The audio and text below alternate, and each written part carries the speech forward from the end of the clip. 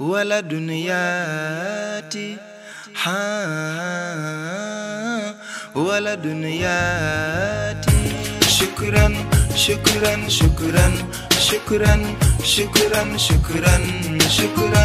شكرا شكرا يا مولاي سيدي محمد الشيقي سانغيا نويرتي سالرغي يو يا نندل تي ولا دنياتي شكرا شكرا شكرا شكرا شكرا شكرا شكرا شكرا شكرا شكرا شكرا شكرا شكرا شكرا شكرا يا مولاي سيدي محمد الشيخي سانغيا نويتي سالرغي يو يا نندل تي ولا دنياتي شكرا شكرا شكرا شكرا شكرا شكرا يا مولاي سيدي. waaw asalaamaaleykum ñu ngi nuyu mbokk yi teew ci barab bi yëpp di leen ziyaar di leen baalu xaq di leen baal xaq di leen wax marhaban itam ci bésu tey jii nga xam ne suñu sang bu tedd bi bu ñuy commencé ci ndigalam di Seydi Mouhamed El Cheikh al imam al mahdi al muntazar mooy ko jagleel ñi mu am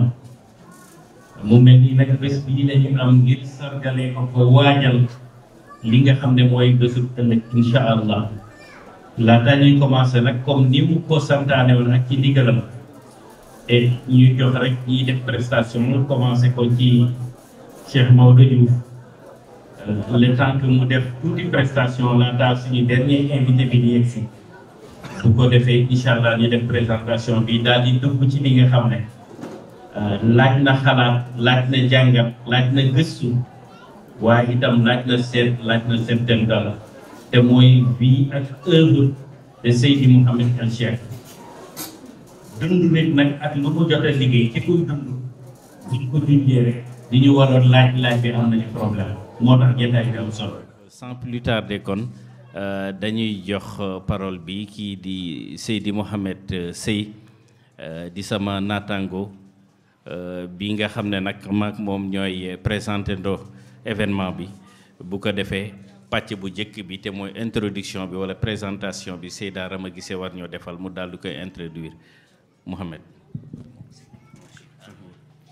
salaamaaleykum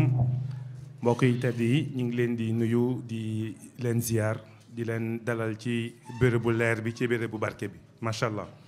donc ñu fas yéene leen présenter programme bi donc dañuy tàmbali par soxna Rama Guissé bu ñuy defal benn introduction ci guddi tey gi bu ñu paree ci introduction wam ñu daal di jàll ci suñu invité yi ñu am autour de la table daal di leen présenter bu ñu paree ci présentation bi ñu def une série de questions-réponses autour du thème la vie et l'œuvre de Maulana Seydi Mouhamed El Cheikh donc ay questions yu ñu leen di poser la ñu tontu ñu bu ñu jógee ci loolu tamit dina am yeneen groupe yoo xamante ni dinañ defal yeneen prestation avant que ñuy yegg ci dernière partie bi conclusion bi donc sans plus tarder ñu jox la parole soxna Rama Guissé Diagne mu defal ñu son discours d'introduction pour la table ronde de ce soir autour du thème la vie et l'œuvre de Seydi Mouhamed El Cheikh salaamaaleykum.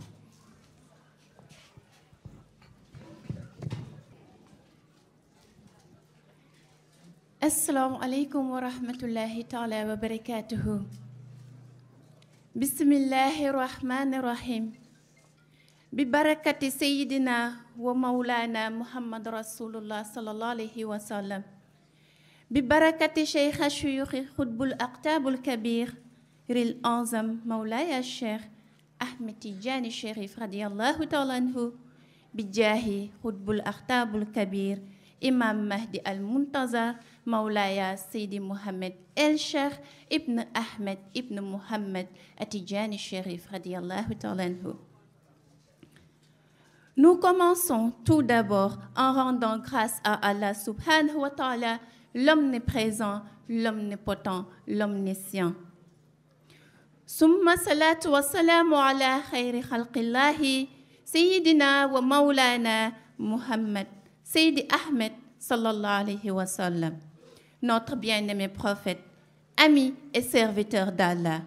la pure source de la miséricorde divine. Nous rendons aussi grâce à son élu incontestable en matière de lumière des univers, le pur détenteur des secrets de l'univers, la porte de la bénédiction divine et de la lumière du prophète sallallahu alayhi wa sallam, li sahibil khatmil nourillahi, li sahibil bahrul nouril kabir, bi khalifatil buhuril ilmi, huwa al maqtumul wujudil nour, lil khudbil kabiril nour. هو الأختاب البدر الحيب لنور البدر الأنوار وأعظم البحر العلم اليقين ونور الساتر حق قدره أعظم القطب ومقداره العظيم الغيب. Nous voulons nommer l'être incarnant, la source du pouvoir absolu et représentant l'intermédiaire direct entre le prophète sallallahu alayhi wa sallam et les autres prophètes, son excellence Maulaya Cheikh Ahmed Tidjani Chérif radiallahu ta'ala anhu. À son noble fils aussi nous rendons grâce, son khalife pur dans sa vraie lumière, l'authentique guide sur la Siratik al-Mustaqim, le sauveur des âmes d'Akhiru Zaman, l'héritier suprême du maître du pouvoir absolu, l'abreuvé de Bahrul Kanzi, notre maître bien-aimé, son excellence Maulaya Sidi Mohamed El-Cheikh. Chers pères et mères, chers frères et sœurs, hier on se disait tous que les anciens qui vivaient avec le bien-aimé prophète sallallahu alayhi wa sallam étaient bénis, qu'ils ne connaissaient pas les distractions auxquelles nous sommes confrontés aujourd'hui, ni la dégénérescence morale à laquelle est confrontée la jeune génération de maintenant. On se disait qu'ils étaient vraiment chanceux de vivre pleinement leur foi sans distraction avec le meilleur des êtres créés. Et on les enviait même en se disant qu'on aurait bien aimé naître à leur époque. Oui, mesdames et messieurs, on se disait tout cela jusqu'au jour où l'on croise le chemin de l'honorable guide Maulaya Sidi Mohamed El-Cheikh qui nous tendit sa main secoureuse. Et là, ce fut vraiment notre soulagement et notre réconfort. Car tout ce que l'on espérait vivre à l'époque du prophète sallallahu alayhi wa sallam, nous le vivons maintenant avec lui. Notre guide hors pair, que tout saint aurait aimé côtoyer et dont les qualités exceptionnelles reflètent celles du bien-aimé prophète sallallahu alayhi wa sallam. Un être englobant des connaissances infinies et qui est au cœur même de la création et de toutes les réalités. Un être dont la globalité des univers est condensée en lui, mais qui n'a le poids d'une plume sur le bout de ses nobles doigts. Une magnifique créature céleste, ornée, cernée, parfumée, habillée et habitée de nobles lumières originelles. Et représentant le médecin des âmes assoiffé de lumière divine, qui a su propulser nos capacités au-delà même des limites ordinaires et soulever nos savoirs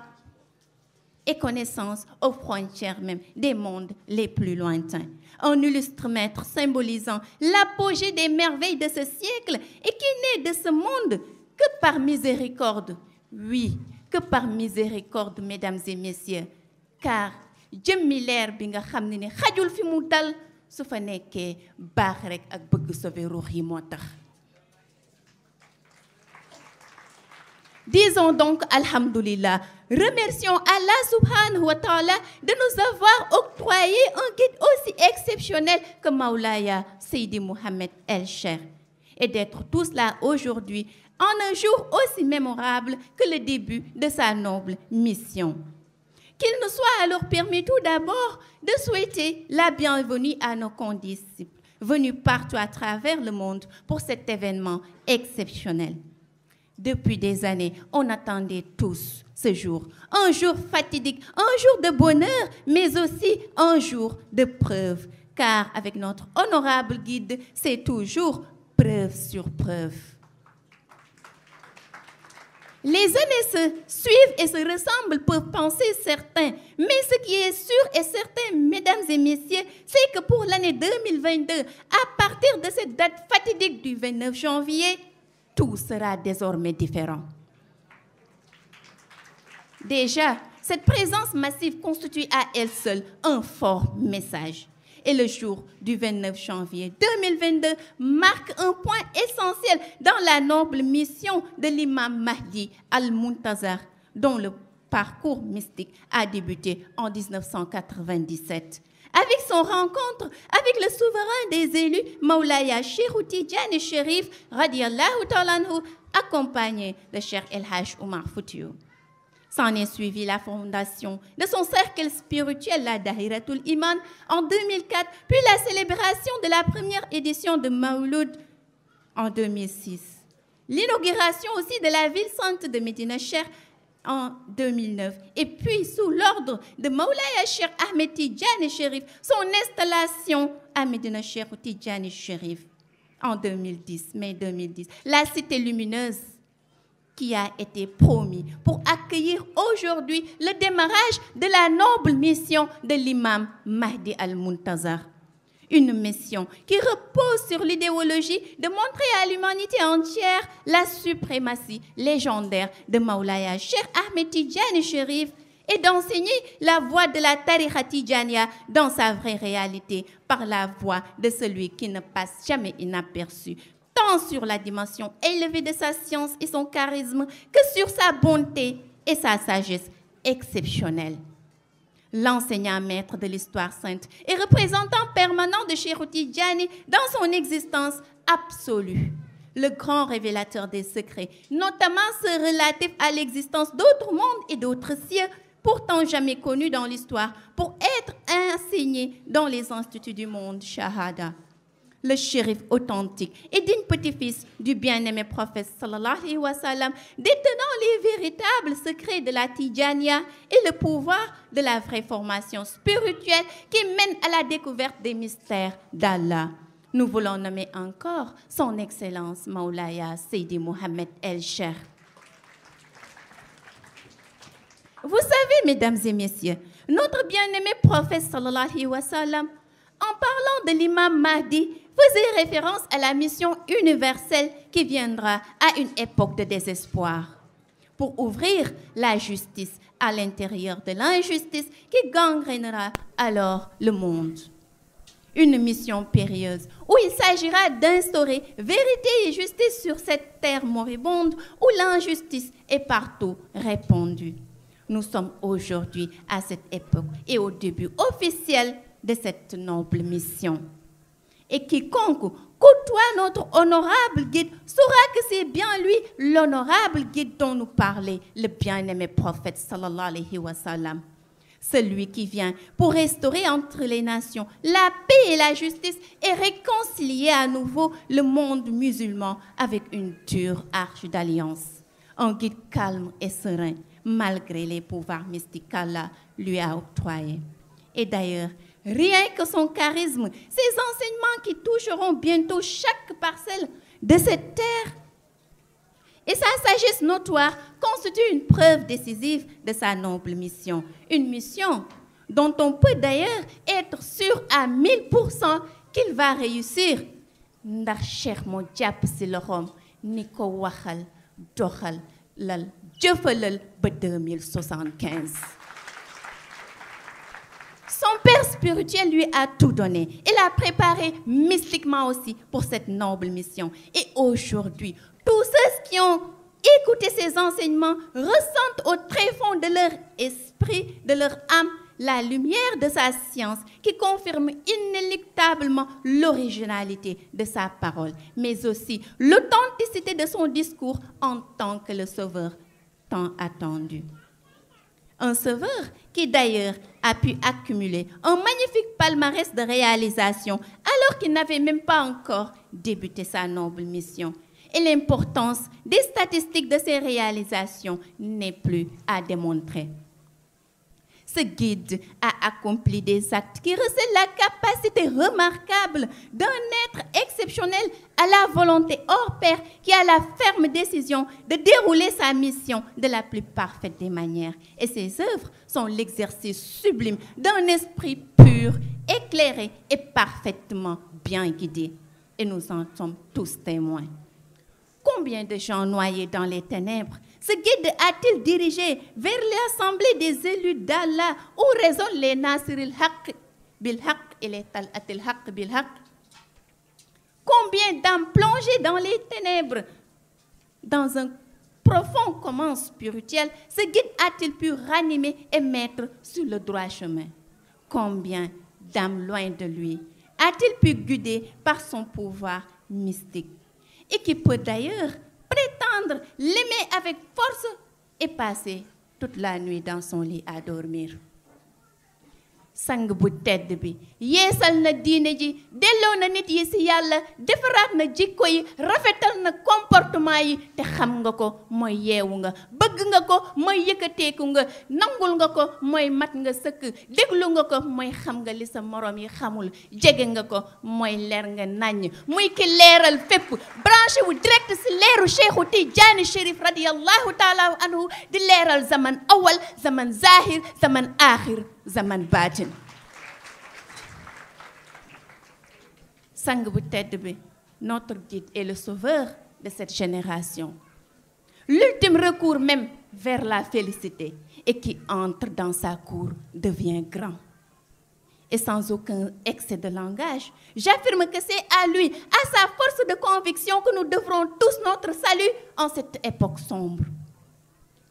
Et plus qu'à jamais donc, l'heure n'est plus au repos, mais au redoublement d'efforts vis-à-vis de la noble mission de celui qui a su vivifier les âmes par la lumière vivifiante de Cheikh Tidiane. Certes, il nous reste encore un long chemin à parcourir et ce n'est qu'en agissant avec volonté, courage, détermination, persévérance, tout en suivant scrupuleusement les recommandations de notre guide que l'on pourra marcher avec lui dans le bon sens. Même si dans la journée, nous devons marcher sous le soleil ardent, aux pieds nus, pénétrant la dune, soyons tous prêts à le faire pour lui. Même si la poussière ensemble nos yeux, que la fatigue se lie constamment sur nos visages, que la soif étrangle nos gorges ou que nos ventres soient creux de faim, marchons avec lui. Mourons même pour lui, s'il le faut. Notre miroir doit être lui et notre devise, la volonté de le servir à jamais. Dans sa noble course, de répandre la justice, la paix et la sécurité partout à travers le monde et de redonner vie et vivacité à la voix Tidjane. Une noble mission qui est non seulement un cadeau, mais le dernier rempart pour l'humanité.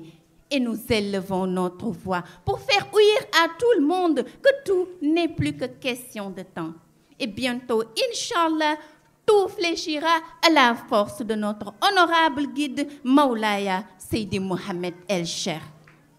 Celui qui gouvernera le monde avec engagement, volonté, détermination et courage sans faille. Et ceci est une chose inéluctable. Ndaxte loolu la Yàlla bëgg, loolu la Yonent bi sallallahu alayhi wa sallam bëgg, te loolu aussi mooy li neex Cheikhu Tidiane.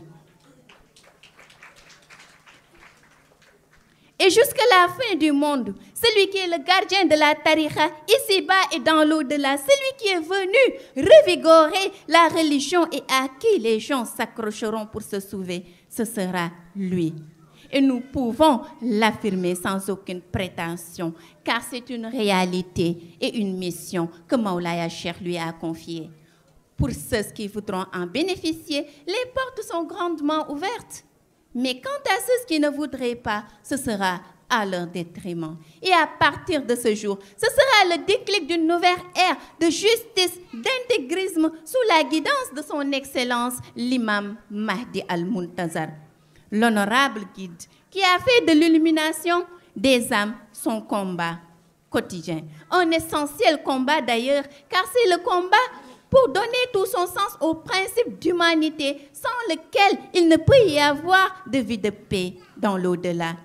Et aujourd'hui, nous trouvons tous en lui cette force, ce courage, cette détermination, cet engagement, cette passion pour les beaux actes et cet amour pour sauver les autres qui nous invitent tous à vouloir faire route avec lui. Nous sommes des disciples pleins d'espoir envers notre Maître et lui, un guide tout compatissant et plein d'amour envers nous tous. Et nous devons lui être reconnaissants jusqu'au terme de notre vie et au-delà même. Mesdames et messieurs, nous ne saurons terminer sans témoigner au nom de tous notre éternelle reconnaissance et remerciement envers notre honorable guide. Et que ces remerciements ne s'estompent pas seulement sur nos langues, mais que ça soit élargi dans nos actes par un redoublement d'efforts constants qui doit même être un devoir pour nous tous. Ce guide a tout fait pour nous. C'est à nous maintenant d'essayer de faire quelque chose pour lui, pour sa noble mission, ne serait-ce qu'en guise de reconnaissance. Nous nous inclinons donc tous devant son noble magnificence pour lui témoigner encore notre engagement, notre confiance, notre détermination. Notre volonté, notre soumission pour l'éternité. Qu'il nous abreuve tous dans l'abreuvoir saint de son honorable Père spirituel. Que sa lumière nous éclaire la voie qui nous mènera dans sa cité de béatitude de haute intensité lumineuse, lui dont la panacée est l'unique espérance pour sauver les gens de l'obscurantisme. Qu'il soit béni à jamais, notre honorable guide. Béni soit sa demeure, le flambeau lumineux de Médina Cheikh pour illuminer les cœurs et purifier les âmes. Béni soit à jamais sa noble mission, la mission du Sauveur tant attendu, son Excellence Maulaya Seydi Mohamed El Cheikh, l'imam Mahdi Al-Muntazar. Je vous remercie tous de votre vive attention.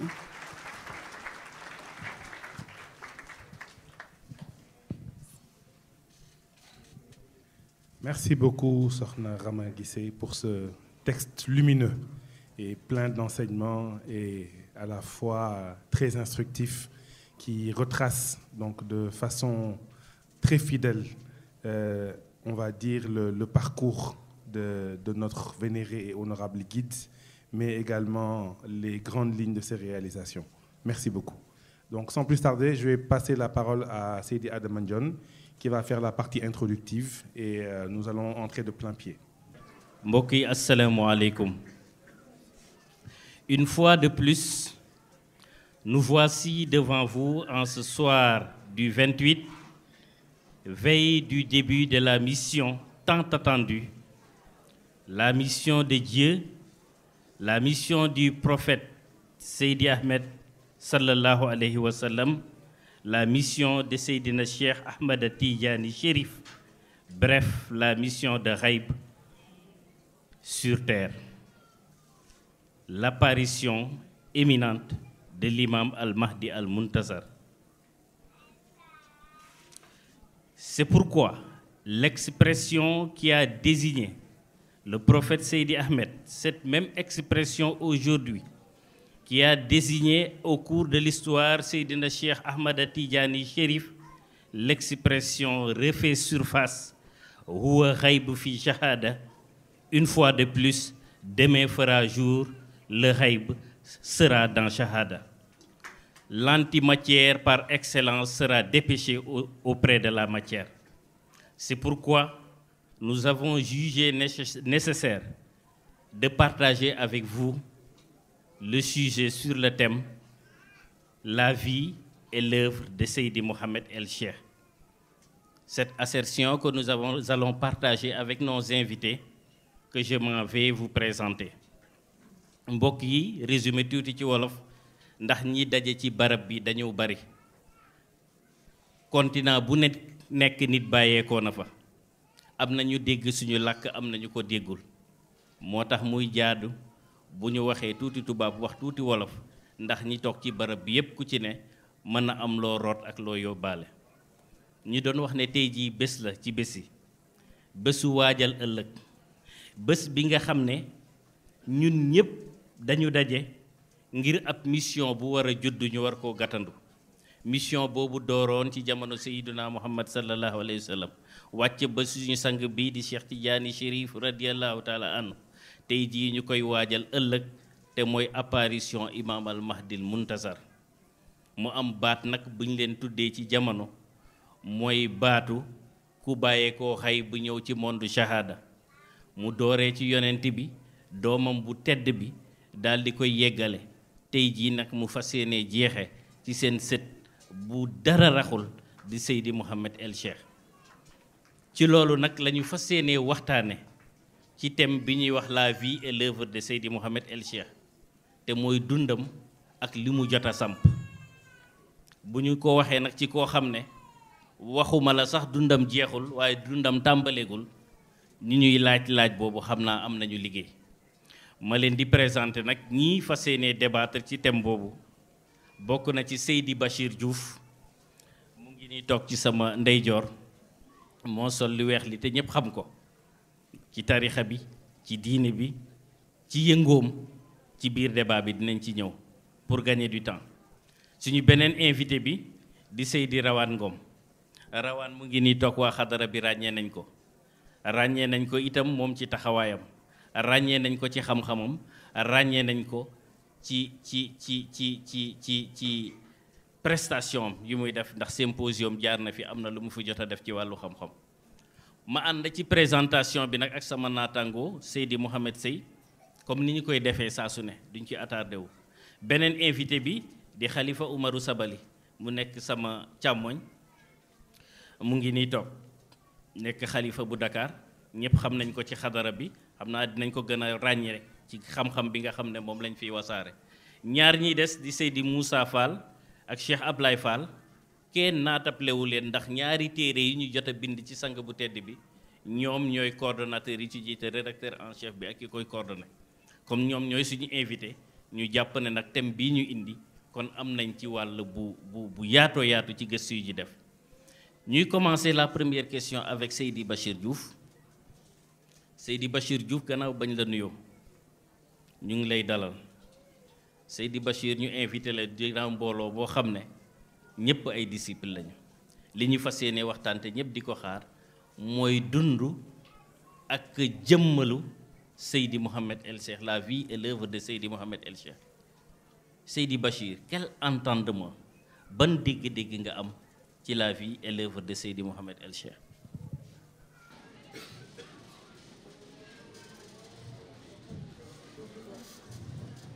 mbokk yi asalaamaaleykum barakallahu ñu ngi nuyu ñëpp tabarakallah di ci jiital ki fi teewul te teew fi muy Mawlaaya Seydi Mouhamed El Cheikh mu jël nuyoo boobu tegal ñu ko ci wéy juróom bu tedd bi di Mawlaaya Cheikh Tijaani mu joxal ñu ko yonent bi sallallahu alayhi wa sallam di nuyu tabarakallahu mbooleem ñi fi teew waaye di nuyu ñi ma bokkal plateau bi tabarakallahu présentateur yi di Cheikh Adama Ndiol ak Cheikh Mouhamed Sey tabarakallahu waaye di nuyu tabarakallahu ñu bokkal table ronde bi di débat muy Cheikh Ahmed Tidiane Ngom di Hadj Rawane di nuyu al Khalifa tabarakallahu Cheikh Omar Sabali di nuyu Cheikh Moussa Fall waaye di nuyu Cheikh Abdallah Fall barakallahu di nuyu soxna Rama Gisi mi ci présentation bi am solo bi nga xamante ne tabarakallahu def na ko fi texte bu lumineux bi tabarakallahu yal na yàlla fay sans plus tarder xam naa dañuy tontu ci question bi ñu laaj rek dundu Mawlaaya Seydi Mouhamed El Cheikh ak li fi jëmbat yaakaar naa buñ ko bëgg a waxtaanee dañ ci jukki rek du fi mën a xaj sax nag waaye moom dundam Mawlaaya Seydi Mouhamed El Cheikh boo ko jëlee rek ne mooy dund yonent bi rek mu doy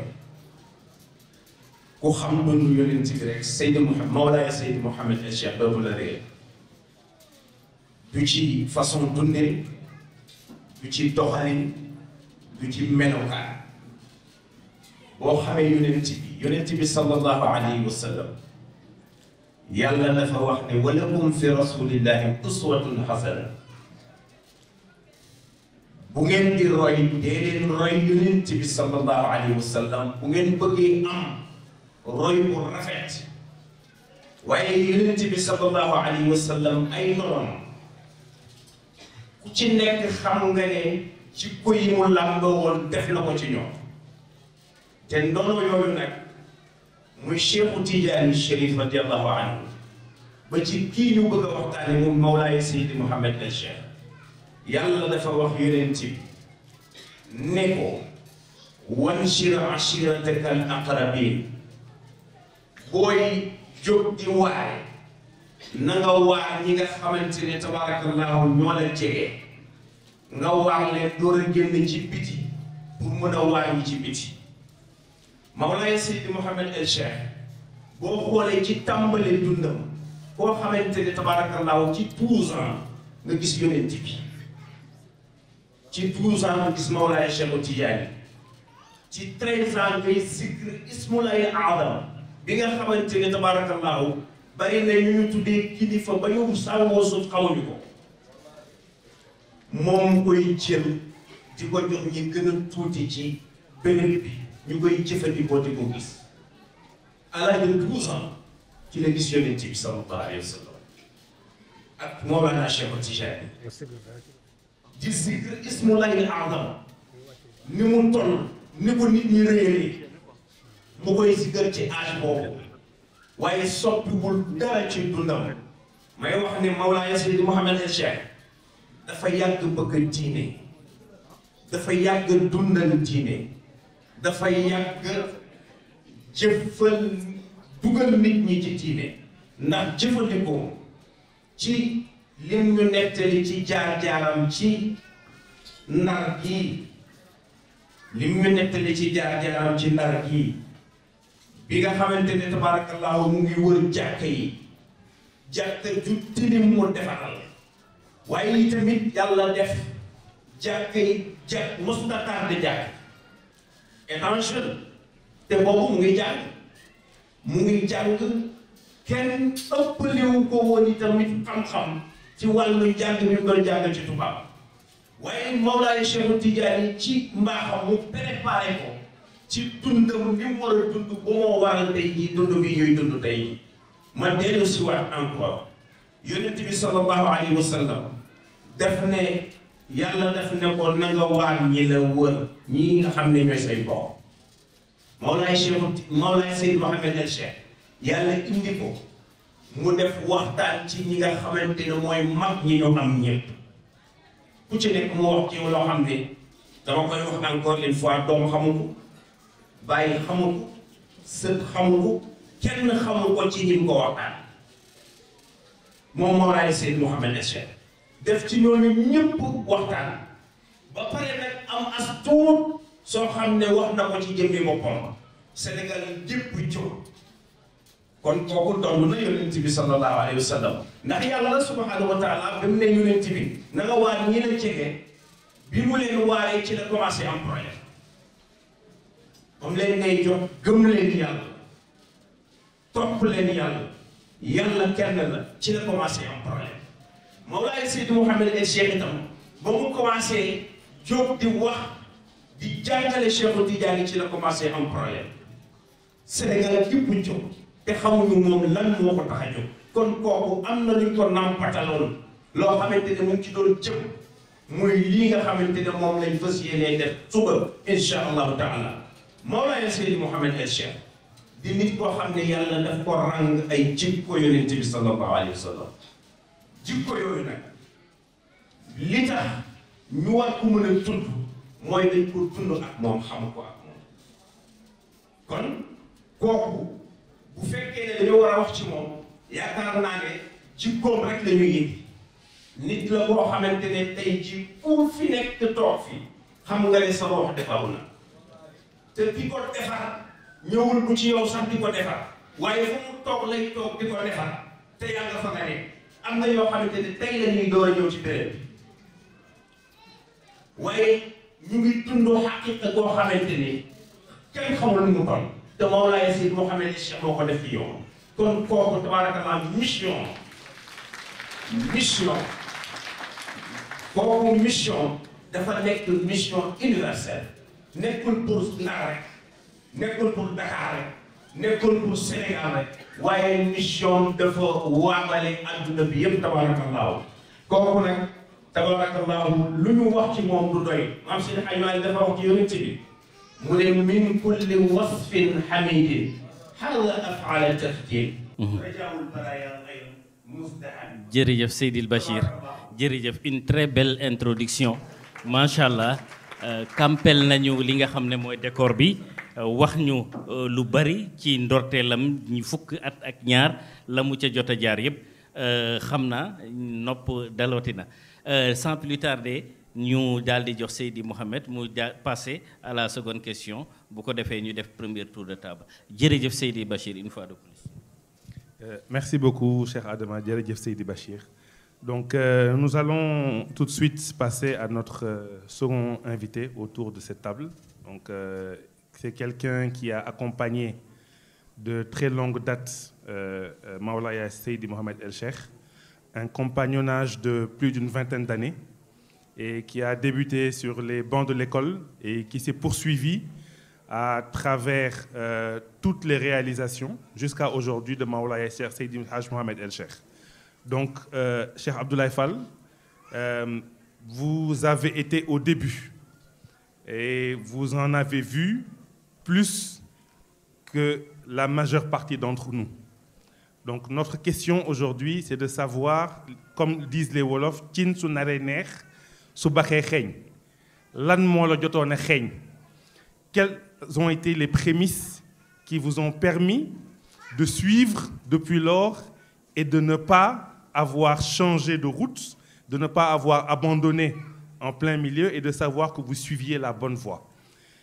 Comment pouvez-vous aujourd'hui, comment ressentez-vous le thème d'aujourd'hui, la vie et l'œuvre de Seydi Mouhamed El Cheikh, et parlez-nous un peu des débuts de cette vie et des débuts de cette œuvre. La parole est à vous, cher Abdoulaye Fall.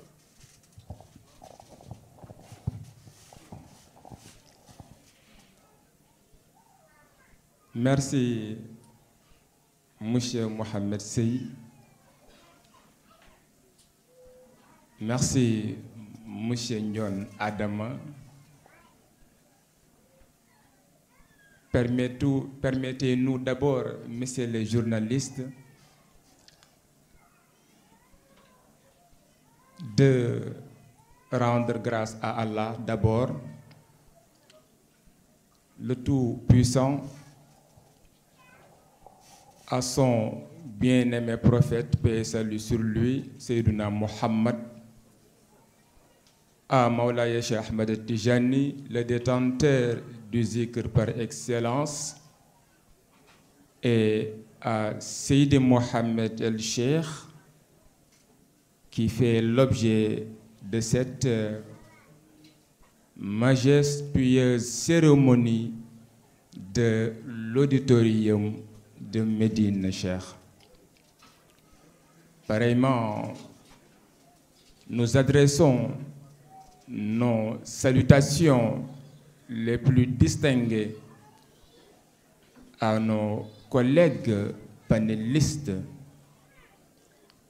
Cheikh Bachir Diouf, Cheikh Rawan, Monsieur Sabali, Cheikh Omar, Cheikh Moussa Fall et Sokhna Ramé Guissé Diagne. Et Sokhna Ramé Guissé Diagne, Masha Allah. Ginnaaw loolu dañuy dellu di sant yàlla sunu borom subhanahu wa taala moom mi nga xam ni moo ñu may ñu fekk jotaay bi daal di ko tal dellu itam di yeesal sunu ziyaara ci sang bu tedd bi nga xamante ni mooy Seydi Ahmed te di yonent bi sallallahu alayhi wa sallam dellu itam di yeesal sunu ziyaara ci sang bu màgg bi nga xam ni mooy Mawlaay Cheikh Ahmed Tijani dellu itam di yeesal sunu tarbiya ak suñu taalibe ci keppaaru sunu sang bu tedd waaye également di yeesal sunu engagement ci Seydi Mouhamed El Cheikh mi nga xam ni moo war a illuminer charq war a leeral garb war a conquérir penku war a dominer sow wama baynahuma bi iznillah watul bast bi izni nuru satiri bi izni muhammadul habibi waaye bi izni Cheikh Tidjani. Chers frères et sœurs de lumière, compagnons et patriotes en Mahdi, j'ai envie de dire que sous le coup et l'effet de l'émotion, heureusement que c'est une mission. Su dul woon loolu, il me serait difficile de ne pas fondre en larmes à cause des prédictions d'alors de Seydi Mouhamed El Cheikh. Nous étions dans l'entre-deux siècle, fin 20e siècle, tout au début du 21e, aux alentours des années 2000. Mais force, heureusement, restera à l'imam Al-Mahdi Montazar. L'année passée, à la même période, exactement le 8 février 2021, coïncidant avec la naissance de notre vénéré guide Seydi Mouhamed El Cheikh, je disais lors du discours inaugural dont le thème était Seydi Mouhamed El Cheikh, détenteur d'une mission universelle, que judd bari na waay bokkul. Judd am na ngir nekk jullit, judd am na ngir nekk wëliyu, judd am na ngir nekk missionnaire, judd am na ngir nekk missionnaire universel, waaye itam judd am na pour faire l'histoire. Ku wax nag Seydi Mouhamed El Cheikh xel yépp dem ci imam Al-Mahdi. Ku wax imam Al-Mahdi xel yépp dem ci mission. D'où la jonction de fait et de droit entre la naissance de Seydi Mouhamed El Cheikh et la mission de l'imam Mahdi. Dossier spécial paru d'ailleurs aux éditions Mahdi avec votre toute nouvelle tribune, le journal du Mahdi, qui traite et met en lumière les grands arrêts de la jurisprudence mahdicienne. Et dans ce premier numéro, il a été question de retracer, entre autres en substance, l'évolution de la Daïratul Iman depuis l'aube des temps, depuis l'aube de la mission, bref, de 1983 à nos jours, faisant abstraction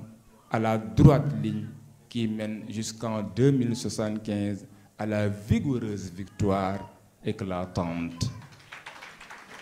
Ceci dit, Cheikh Mohamed Sey ñu ngi jéem a jàngat dund ak jëf, dund ak liggéeyu jëmm joo xam ni waxkat mënu ko dajal, waykat mënu ko dajal, bindkat mënu ko dajal. La vie et l'œuvre de Seydi Mouhamed El Cheikh. mu mel ni sa question tontu ko yomb na yombul parce que dafa bëre yoo xamante ni moo ci laxasu. Tantôt yaa ngi ci peut-être voilà li tax ñu jàpp ba léegi, tantôt yaa ngi ci vie et œuvre. Léegi da nga may ma jéem a wax ci vie bi ak œuvre bi, xëy na bu ko temps bi mayee ma dugg peut-être voilà ci impression yaak lycée bi ak yooyu. J'espère que may nga ma ko. Merci. Pour être peut-être voilà plus explicite, Voilà. Pour être plus explicite. Vous savez, Cheikh Mohamed Sey, le livre que vous avez sur la table, Seydi Mohamed El Cheikh, L'argument du ciel, écrit par le cercle de référence de Médine Cheikh, fait la description de Seydi Mohamed El Cheikh en tant que maître soufi attentif à la réalité sociale. Ça veut beaucoup dire. Le livre Témoin oculaire que vous avez également sous vos yeux fait état de milliers d'audios et de vidéos sur Seydi Mohamed El Cheikh, sans compter par ailleurs une riche production, voire un riche patrimoine en production écrite et multilingue, dont principalement la langue arabe et la langue française, faisant ainsi Seydi Mohamed El Cheikh d'une bibliothèque marchande de l'histoire sainte. Et généralement, quand on parle d'œuvre, on pense à une œuvre intellectuelle, une œuvre scientifique, une œuvre littéraire. Il en existe une pléthore, mais il existe également en Seydi Mohamed El Cheikh une œuvre spirituelle. Cheikh Bachir wax na ci lu bari, une œuvre spirituelle. Et rappelez-vous, lorsque Seydi Mohamed El Cheikh disait que Mawlaya Cheikh Ahmed Tijani est l'amplificatrice des ombres nocturnes inondées par des cœurs perdus, et la question de savoir ce que signifie ombre nocturne, Seydi Mohamed El Cheikh répond par âme délinquante. Tenez-vous bien, les âmes délinquantes. Mon cher colonel, messieurs, dames, les juristes mahdiciens, nous sommes maintenant tous juristes en vertu et au regard d'un revirement constant de jurisprudence par rapport aux décisions rendues par les cours et tribunaux relativement à la discipline qui enseigne le Mahdi. Mon cher colonel, messieurs les juristes mahdiciens, messieurs, dames, les juristes mahdiciens, il y a négaté des âmes délinquantes qui risqueraient certainement la perpétuité au soir du jugement dernier. إذا وقعت الواقعة ليس لوقعتها كاذبة. Sans faire d'objection à mon propre plaidoyer, si nul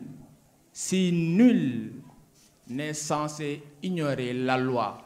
qui est une œuvre humaine, pourquoi se réfugie-t-on alors derrière l'ignorance pour tenter de justifier son innocence devant la sentence du Seigneur de la repentance? إذا وقعت الواقعة ليس لوقعتها كاذبة. Mais heureusement qu'un sauveur a pu intervenir en tant qu'un bouclier de protection, leur extirper de la sombreur et de la pénombre. C'est ce que confirme un grand monsieur de la littérature arabe, un penseur, Cheikh Alioune Dieye, en ces termes: bihi tabibul butunil dismi fi shabimil jahili laysa lakal ajab bi sirrihim. Aucune errance, aucun égarement ne résiste au pouvoir de guidance de Seydi Mohamed El Cheikh vers la spiritualité parfaite. Je vais devoir terminer pour ne pas monopoliser la parole. Il est dit dans ce livre Témoin oculaire que Seydi Mohamed El Cheikh, du haut de son royaume, ne cesse d'étonner et d'émerveiller le monde. Entendez par royaume cette république mystérieuse de Médina Cheikh Ahmed Tijani. Entendez par haut sa résidence, sa belle et lumineuse résidence, surveillée par les anges gardien du cercle restreint, là où Seydi Mohamed El Cheikh ne cesse d'étonner et d'émerveiller le monde. Voilà, Cheikh Mohamed Sey, une démonstration de pouvoir spirituel au boulevard de la dimension mystique de Seydi Mouhamed El Cheikh, même si l'on sait que l'ère des grands miracles débute demain, samedi 29 janvier 2022, à l'heure où retentit l'hymne de la révolution des Lumières.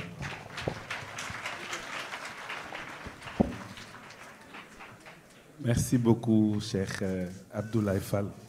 de nous avoir encore promenés dans les méandres des lumières de Médina Cheikh et dans les profondeurs insondables de la grandeur de Maolaya, Cheikh Seydi Mouhamed El Cheikh.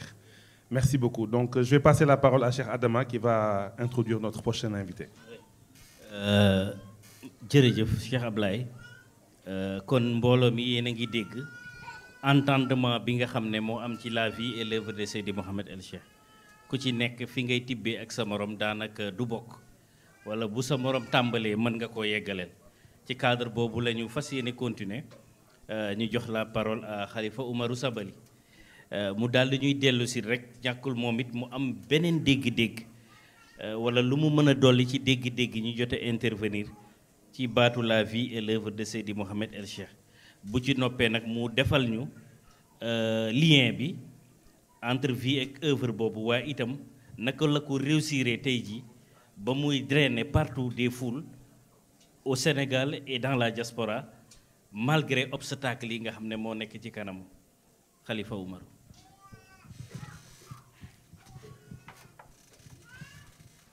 Assalamu alaikum. Nos sincères salutations à nos condisciples qui sont ici présents. Nous leur souhaitons à tous la bienvenue. Je me permets d'adresser mes ziars, mes salutations, notre amour à notre bien-aimé guide, Maulaya Seydi Mouhamed El Cheikh, Ibn Ahmed, Ibn Mohamed Tijani Sherif radiallahu anhu. Nous adressons également nos ziars à la meilleure des créatures, Seydi Ahmed sallallahu alayhi wa sallam, au pôle secoureur de tous les temps, Maulaya Cheikh Ahmed Tijani Sherif radiallahu anhu. Et par la suite, nous rendons grâce à Allah de nous avoir donné la chance d'être aujourd'hui en ces lieux. Car être ici en ce moment est vraiment une bénédiction d'Allah. Et nous disons Alhamdulillahi Rabbil Alamin de nous avoir permis d'être là parmi les élus, parmi les choisis. Masha'Allah, cher Adama, pour votre question, parler de la vie et de l'œuvre de Seydi Mouhamed El Cheikh me donne l'impression que nous parlons d'un personnage légendaire qui a vécu 1000 ans ou bien qui a vécu 2000 ans dans l'histoire. Et ce que nous retenons, nous tous, la plupart des gens qui sont ici, ont connu Seydi Mouhamed El Cheikh à partir de 2016. Donc ça fait à peine 6 ans pour la majeure partie, ont connu Seydi Mouhamed El Cheikh à travers Internet. Et je pense que chacun d'entre nous aujourd'hui ici est l'œuvre de Seydi Mouhamed El Cheikh. Nous sommes tous l'œuvre de Seydi Mouhamed El Cheikh, car ce qui est parfait en nous actuellement, c'est Seydi Mouhamed El Cheikh qui l'a fait. Donc, cher Adama, si vous me le permettez, je me permets de paraphraser Alphonse Lamartine.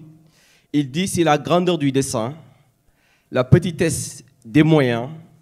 l'immensité du résultat sont les 3 mesures du génie de l'homme. Qui osera comparer humainement un grand homme de l'histoire de ces 10 dernières années ou encore plus loin, Seydi Mouhamed El Cheikh.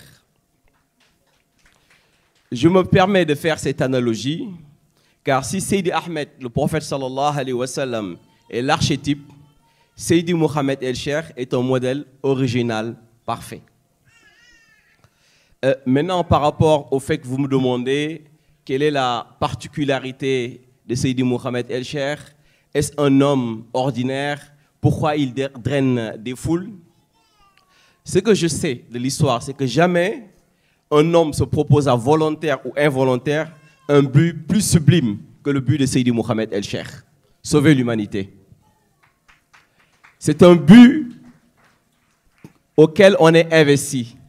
Involontaire ou volontaire, personne ne peut s'approprier de sauver l'humanité sans l'aide d'Allah, sans l'ordre d'Allah, sans la décision d'Allah. Donc, Seydi Mohamed El-Cheikh a été investi du rôle de sauver l'humanité. Pourquoi Seydi Mohamed El-Cheikh? Parce qu'il est le seul capable de mener cette mission à bien. Qu'est-ce qui fait la particularité de Seydi Mohamed El-Cheikh? Dans l'introduction, j'ai dit, nous faisons nos ziyars à Seydi Ahmed sallallahu alayhi wa sallam. Un jour, j'ai demandé à Seydi Mohamed El-Cheikh, je lui ai demandé, nous avons l'habitude d'entendre que nous prions sur le prophète sallallahu alayhi wa sallam lors des salutations. Mais à chaque fois que j'entends vous parler, vous dites, nous faisons nos ziyars. Pourquoi? Est-ce que vous ne priez pas sur le prophète sallallahu alayhi wa sallam? Il me souria et me répondit, certes, notre prière sur le prophète sallallahu alayhi wa sallam est perpétuelle. Mais les ziyars que nous lui adressons, c'est parce qu'il est en nous. Seydi Ahmed ne nous quitte jamais. C'est pourquoi nous lui adressons nos ziyars. Donc vous me demandez, en quelque sorte, de parler de la vie, de l'œuvre d'un homme qui incarne Seydi Ahmed sallallahu alayhi wa sallam. Donc je reprends ce que Seydi Bachir a dit tout à l'heure. Parler de la vie de Seydi Mohamed El-Cheikh, c'est parler de la vie de Seydi Ahmed sallallahu alayhi wa sallam, sans commune mesure. Vous me demandez aussi pourquoi Seydi Mohamed El-Cheikh draine des foules. Seydi Mohamed El-Cheikh n'a jamais cherché à drainer les foules. Seydi Mohamed El-Cheikh n'a jamais cherché à avoir des disciples. La seule preuve, qui a été appelé pour être ici aujourd'hui? Personne.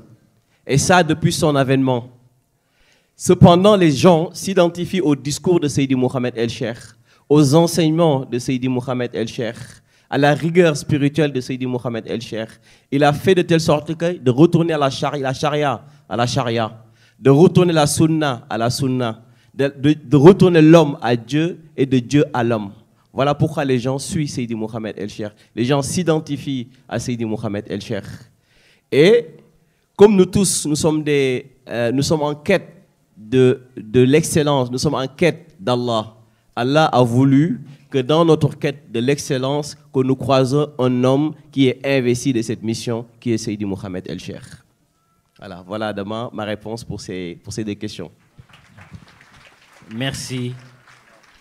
Une question répondue avec brio. Merci une fois de plus, Khalifa Oumarou Sabali. Mohamed, vous avez la parole. Alors, nous allons passer à Cheikh Rawan. Et notre question, c'est à travers les discours qui ont été entendus, mais aussi les remarques que nous faisons, nous remarquons un engouement particulier envers de la jeunesse, envers les enseignements et surtout les pratiques de la tariqa. Ce qui n'est pas commun, parce que d'habitude, c'était les personnes âgées que nous retrouvions le plus dans les mosquées ou que nous retrouvions le plus derrière les guides religieux. Mais en Seydi Mohamed El-Cheikh, nous avons cette particularité de voir une jeunesse qui aujourd'hui est même beaucoup plus fervente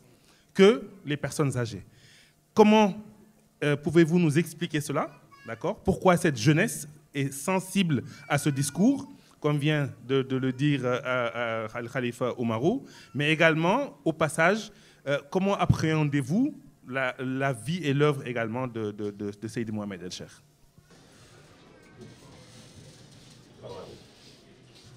Assalamu alaikum. Mashallah, tabarakallah. maa ngi nuyu mbokk yi fi daje yëpp ci jiital sang bi bu ñu ko nuyoo ziyaara ko toftal ñi ñu fekk ci béréb yëpp macha allah mu daal di matale xam naa ni may nuyu ñi ma bokkal plateau bu tedd bi macha allah di sant yàlla moom mi ñu may ñu fekke ak tal ñu mën a bokk ci béréb bii nii di nuyu ndeysaan Seydi Bachir waaw moom mi nga xam ne moom mooy l'année du siècle waaw macha allah mu doon cër boo xam ni amul ko gën a mën a firi ci àdduna wallaay ndeysaan di nuyu soxna Rama Gisee di nuyu ndeysaan Cheikh Abdoulaye Fall ak Seydou Moussa Fall itam di nuyu ak Khalifa Omar ak sunu présentateur yi nga xam ni moom la ñu ko bokkal plateau yi macha allah xam naa ni li fi jote ci teg ci leneen dana métti ndax la soxna Rama Diallo soxna Cheikh Bachir wax ko Khalifa wax ko ak Cheikh Abdoulaye nekk na li nga xam ni lu matale la amul dara loo xam ni mën nañu ko ceete waaw bu ci yemoon sax mu daal di nekk Seydi Mouhamed pour répondre à sa question maa ngi ko jël xam nga man la vie et l'œuvre de Seydi Mouhamed El Cheikh ni ma ko déggee mooy balaa ñuy wax loolu tamit xam kan mooy Seydi Mouhamed te maanaam mooy ki nga xam ne mën na ni xam nañu ko xamuñu waaw parce que nit ku nekk bu nekkoon million fii ku ne am na facette boo xam ne moom nga xam ci moom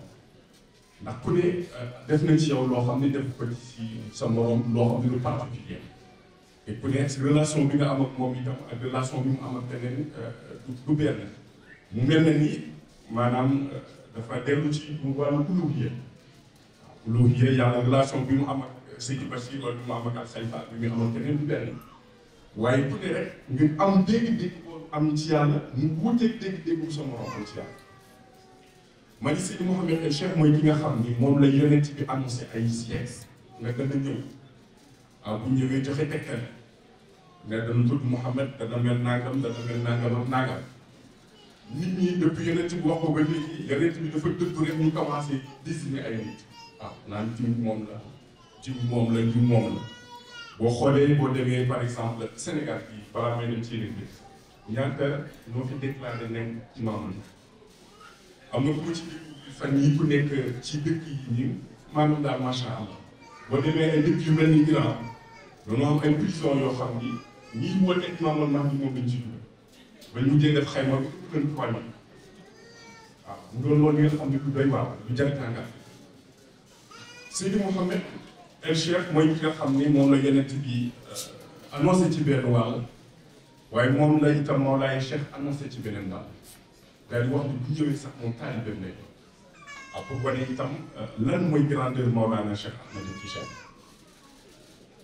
mu doon ci benn wàll Seydi Mouhamed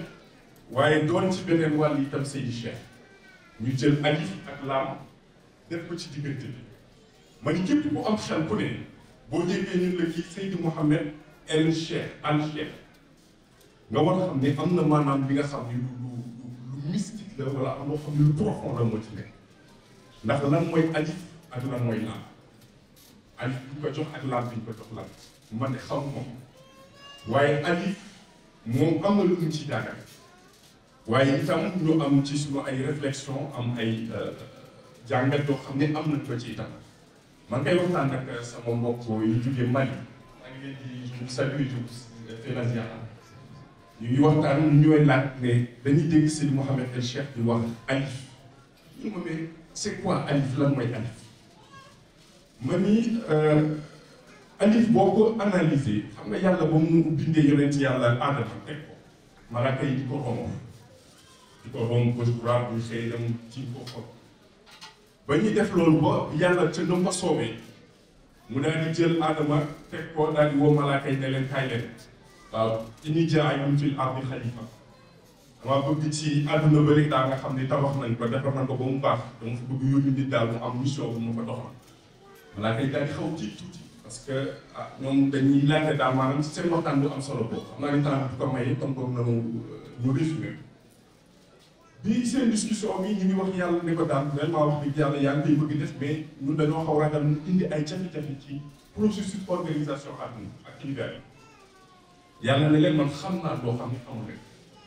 waaye yàlla ci loolu mi ngi wax wa allama aadama asmaa kullaha mooy lépp loo xam ni nit ñi existé na yàlla dafa jël mu sonk aadama xam ko ci saasi boo koy nattable ci àdduna bii ñu nekk maanaam yàlla dafa indi taabu ne leen malaaka yi lii lan la ñun xamuñu ko mu ne aadama ni lii par exemple almaa yi lan mu ne lii lan la bu ne mu am ñu ko joxe tur alors que malaaka yi c'était incapable ñu joxe tur yooyu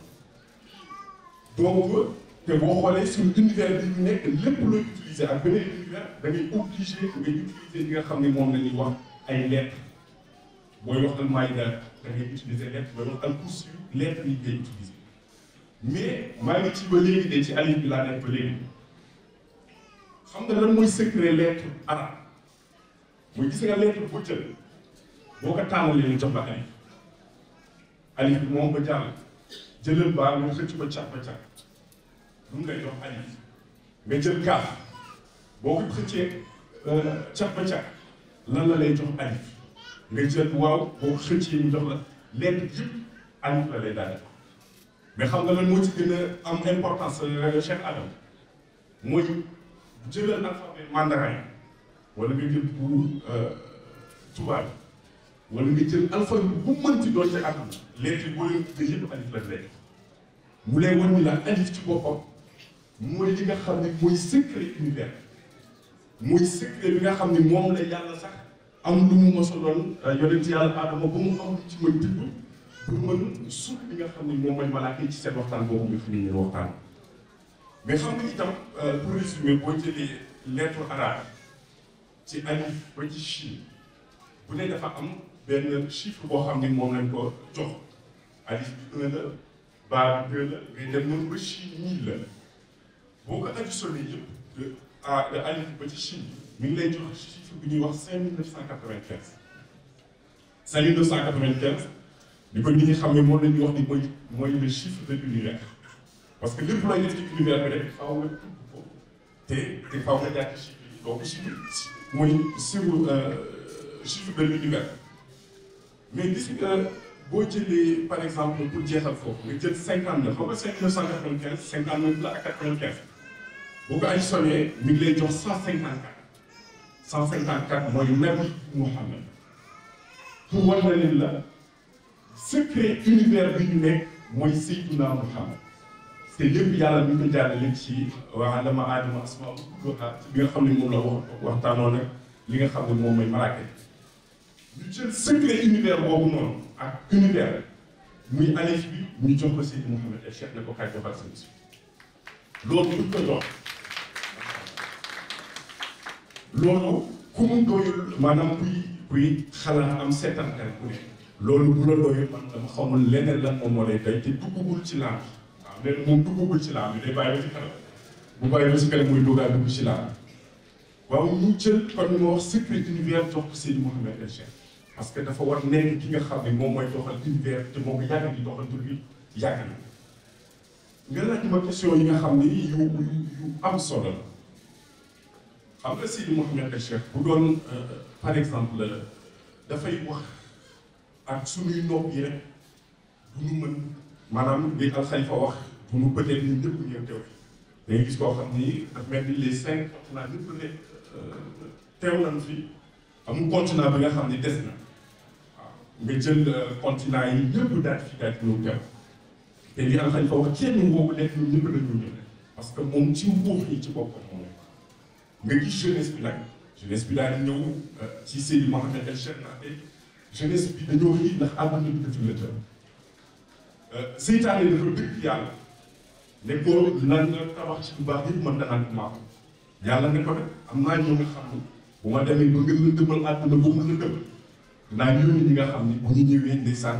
dana leeral àdduna ba am lépp maanaam leer ma dégg fan yi ci benn waxtaan ci diaspora bi Seydi Ibrahima Ndiaye muy wax dafa mel ni àdduna bi bañ ko créé ba léegi li jógee ci leer yi dem ci xëy na dafa mel ni àdduna bi mu ko musu ko univers bi musu koo xam ndax lan boobu fekk na ni Seydi Mouhamed El Cheikh wax naa ko ruux yëpp ubbi na secret ruux yëpp ba ruux yi lenn lañu soxla mooy li koy dundal ndax te ruux dafa am lu koy dundal mooy lumière yaram dafa am lu koy dundal mooy ñàkk boo jëlee li yàlla di wax kullu washrabu wala tusrifu innahu laa yuhibbul musrifin parce que day ragal bu demee rek maanaam ba mu xaw ëpp tuuti maanaam lekk yi xaw duggante da nga waroon jox ruux bi jox too ko ndaxte solo ko ak lekk ba mu fees ba nga xam ne nag da ngay daal di tayal dootu mën nag maanaam jàmm yàlla ñu ko waree sang bi daal di jël ubbi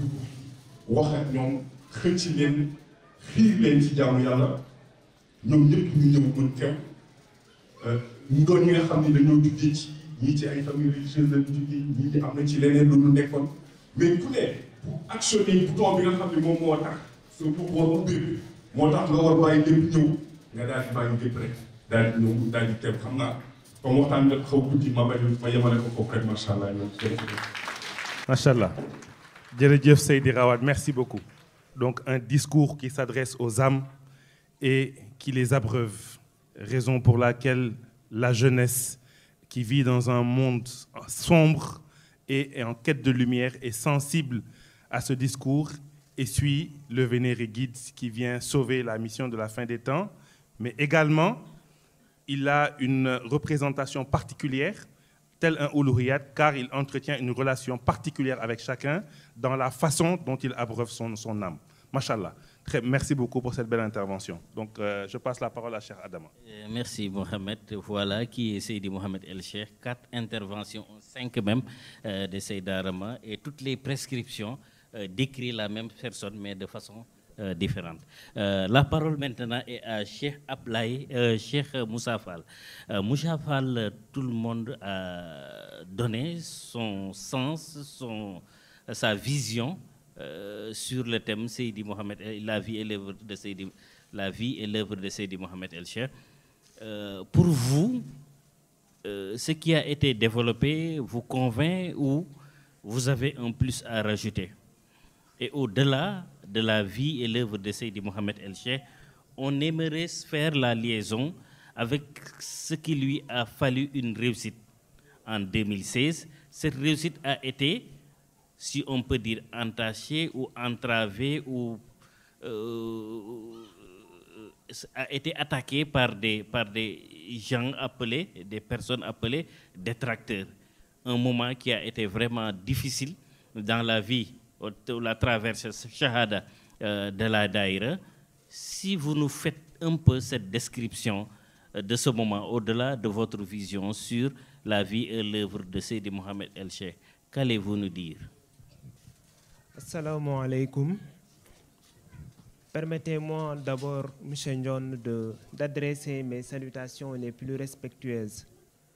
à nos frères et sœurs de la Dahiratul Iman, mais aussi de magnifier la présence spirituelle de notre vénéré guide Maulaye Seydi Mohamed El Cheikh. Il n'est pas aisé de parler d'une vie qui est en train de se vivre et d'une œuvre qui est encore en construction. Le moins que l'on puisse faire, c'est, comme vous l'avez laissé penser dans la présentation, c'est de dresser un bilan d'étape. Et tout le monde ici présent conviendra avec moi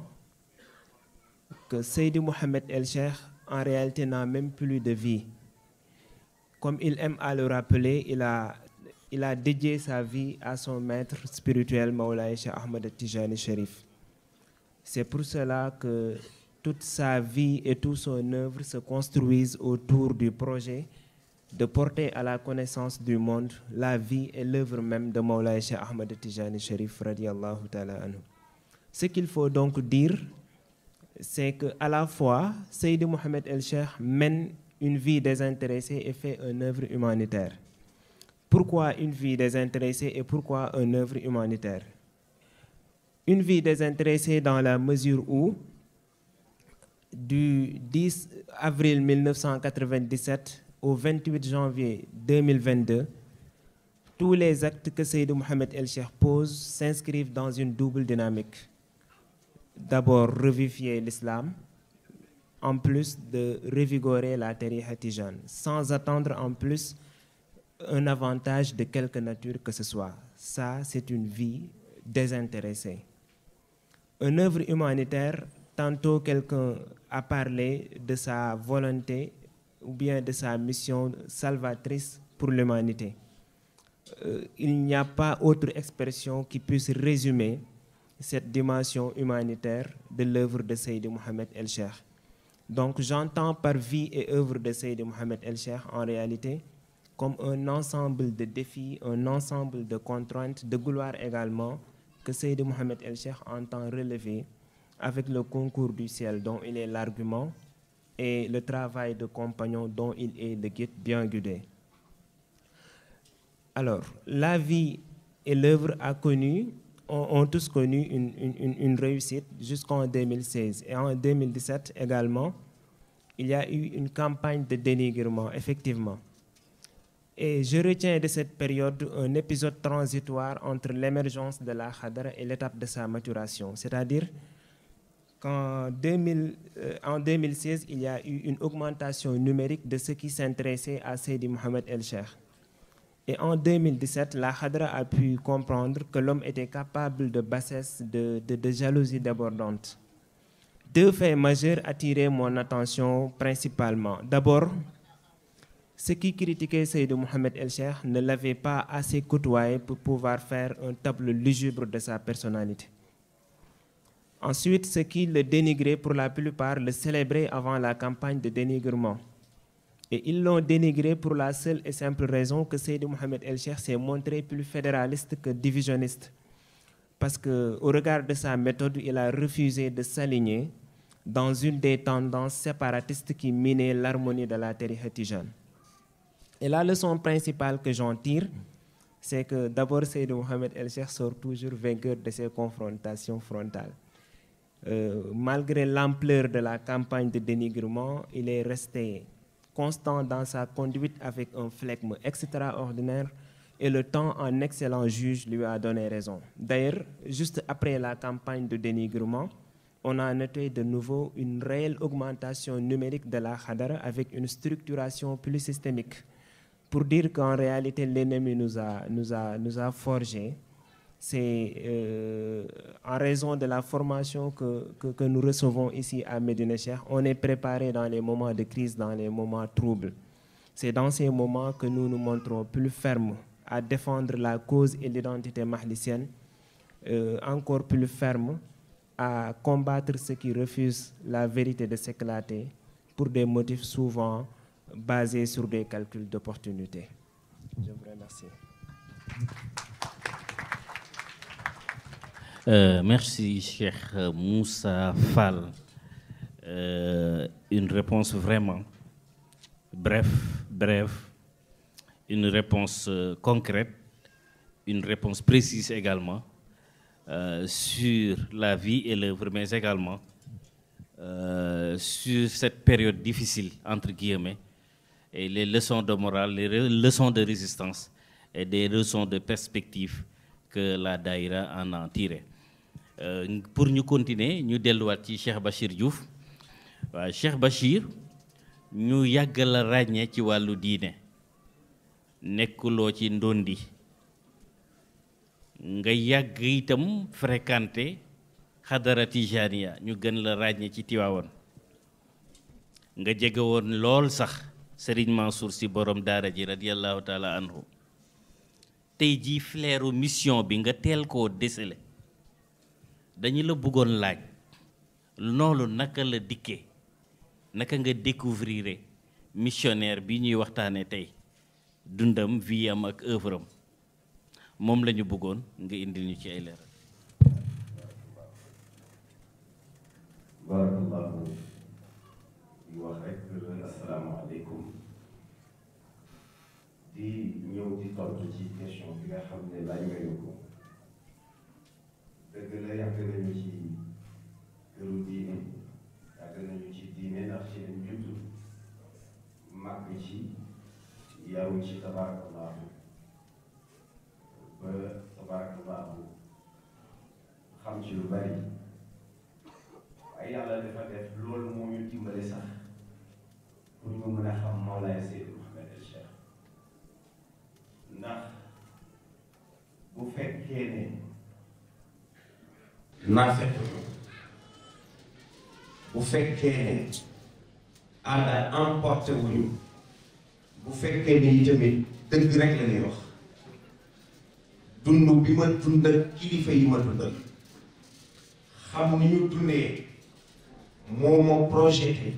ba ma mën a xam Mawlaay Seydi Mohamed El Cheikh lii mu nekk dëgg la wala dëgg la dëgg la fii ndax Mawlaay Seydi Mohamed El Cheikh dama ko xam ci jikko yu tedd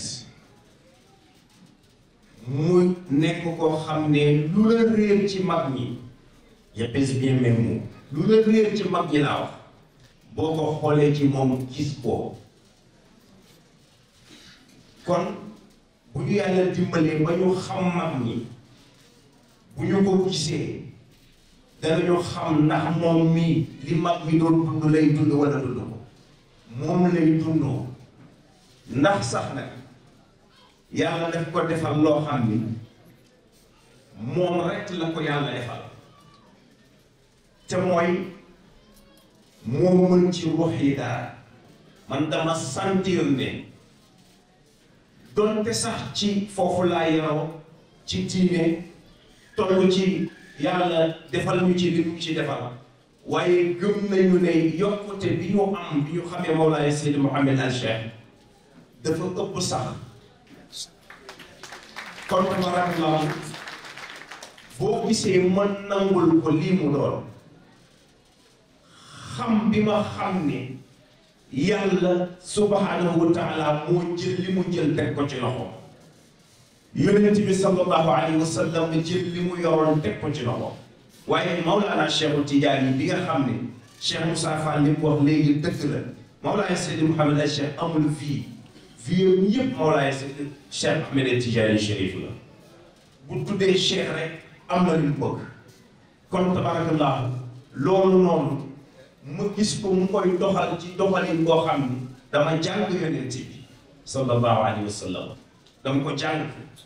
dama jàng ay jikko dama jàng ay melokaanam dama jàng xam-xamam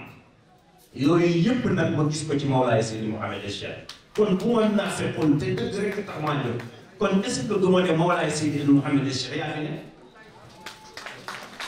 loolu rek la bu ne kon tabarakallahu loolu nag laa bëgg ñëpp xam ko parce que léeg-léeg sax am ñu may kii naan ma yow fi nga toll ni nga toll ma ne leen toll ma nen man ba ma xamee ne am naa sax lu ma yàlla jox mooy bi ma xamee Seydi Mouhamed El Cheikh wallaahi azim bi yàlla rek xam nga yow Mawlaay Seydi Mouhamed El Cheikh ci jikkoom ci melokaanam nit ku koy gis sax ci ko dénigré man dan may jaar parce que bu yonent bi ñëwoon sallallahu alayhi wa sallam Mawlaay Cheikh Tidiane bu ñëwoon ñii nga xam ne ñooy diine Mawlaay Seydi Mouhamed El Cheikh danañ diine yonent bi danañ diine Mawlaay Cheikh Tidiane parce que amul lenn ku doon mu desee ku desee doon Mawlaay Seydi Mouhamed El Cheikh dafa doon te li mu doon amul virgule bu ci day ci yonent bi doon na ko pire doon na Cheikh pire dara ci virgule laa wax dañu ci kon kooku ku ko gis wax dëgg yàlla war nga xam ne kii ci doxalinam ak waxam ak ci jëfam ak ci jëflanteem nag ci jëflanteem ak mboolem ku fi nekk ku ci nekk Cheikh Rawal wax na ko léegi ku ci nekk am na lu mu jëflante ak yow lu mu jëflantewul ak sa morom nit ku ko bëgg fii rek am na lu tax nga bëgg lu bokkut ak sa morom li tax mu bëgg kon Mawlaay Seydi Mouhamed El Cheikh moo fi nekk yàlla doxal na nag tant d'années ñu toog di xaar bés bii muy bu suba bi muy ñu war ko tàpp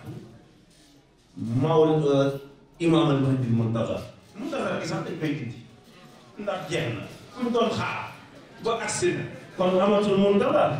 Imaam al-Mahdi mu ngi fi loolu nag moom la yàlla dogal kon loolu daal moo tax tabarakallahu man awma lenn loo xamante ni tabarakallahu gis naa ko loo xam ne lu may mën a naqari la wala lu may metti ci Mawlaay Seydi Mouhamed El Cheikh lu ko di ci gis yonent bi di ci gis Mawlaana Cheikh Tidiane salaamaaleykum wa rahmatullah.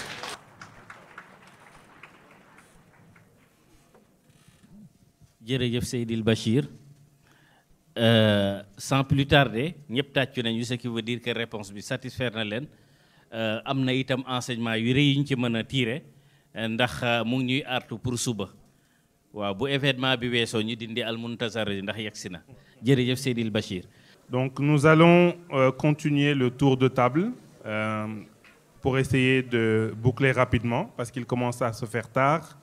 et c'est demain la grosse journée. Donc nous allons passer à Cheikh Abdoulaye Fall, Inch'Allah. Donc, pour la question suivante. Cheikh Abdoulaye Fall, vous nous avez décrit, et comme tous les participants à cette table ronde et à ce panel, un personnage pétri de qualité, un personnage multidimensionnel, un personnage qu'on ne saurait qualifier uniquement avec des mots, tellement il est pétri de qualité humaine, de qualité mystique, de qualité religieuse, d'orthodoxie. Cependant, nous avons noté que le proche entourage, ou du moins la ville de Saint-Louis, où la mission a démarré, n'est pas complètement acquis à la mission. Cela est-il dû au fait qu'on dit qu'on n'est jamais prophète chez soi? C'est cet adage qui vient se répéter, ou il y a une autre raison? Donc, au regard de votre participation à la mission depuis un bon nombre d'années, quel enseignement pouvez-vous en tirer et partager avec nous sur ce constat et sur cet état de fait? Masha'Allah, Cheikh Mohamed Sey, ci question bi mu mel ni baat bi nga wax defe naa ni nul n'est prophète chez soi noonu nga ko waxee tubaab moo ko waxee noonu mu mel ni règle la waaye peut-être ci Seydi Mouhamed El Cheikh am na exception te exception boobu sous le contrôle des juristes ñoom Moussa Fall du man maa ko soulever waaye Cheikh Malick Ba magu sang bi moo ko wax ci benn émission ni Seydi Mouhamed El Cheikh def na l'exception parce que macha allah ay qualité am ak melokaanam tax na entourage immédiat wam naw ka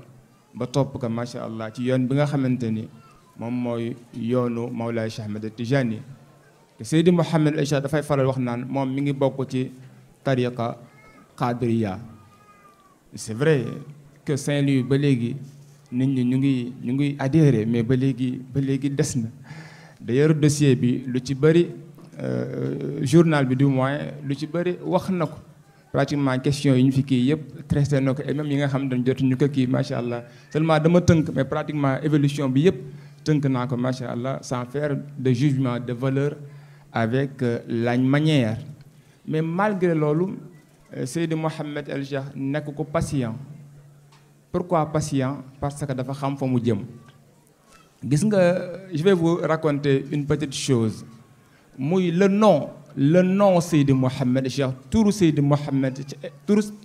Mouhamed El Cheikh mi nga xamante ni moo waral jotaay bi. Seydi Mouhamed El Cheikh créé na xadara bi ñëpp xam nañ ko en 2004.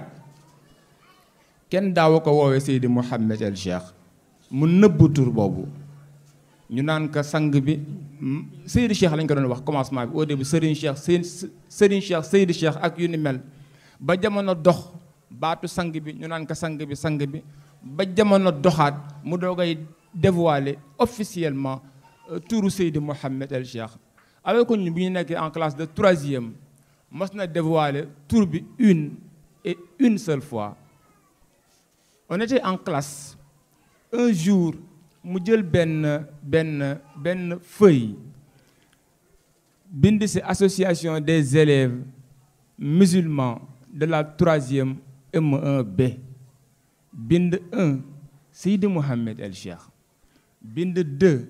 Imam Ablaye bind 3 jàlle ci ginnaaw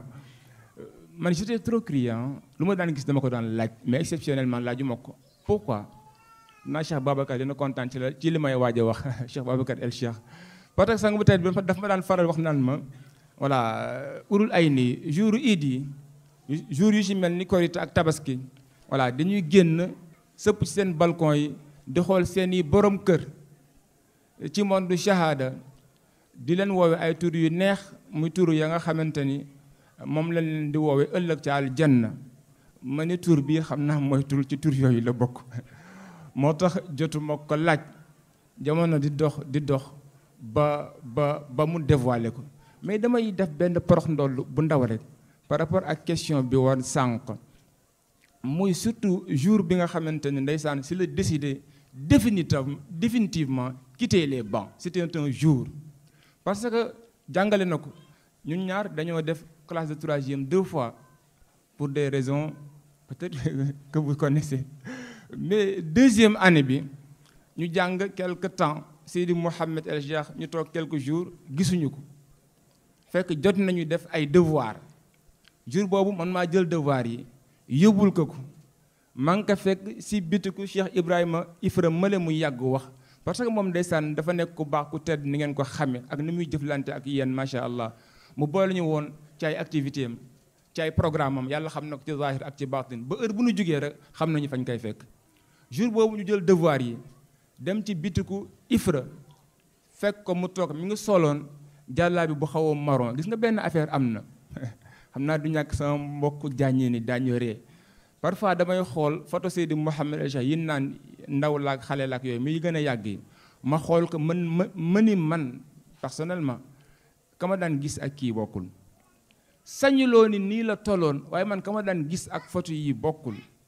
dafa nekkoon toujours ku costaud am jëmm yàlla xam na ko